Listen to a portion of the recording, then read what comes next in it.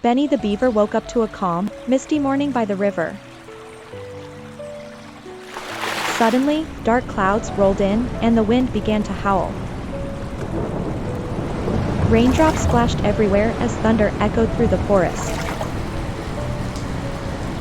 Benny's dad gathered strong branches, while Benny helped patch small leaves. Suddenly, Benny saw a family of ducks struggling in the rising water. Benny guided the ducks to safety near their sturdy dam. The rain stopped, and a bright rainbow appeared in the sky.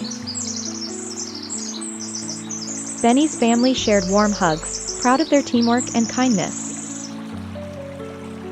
As the sun set, Benny whispered, "Even storms can bring out our best."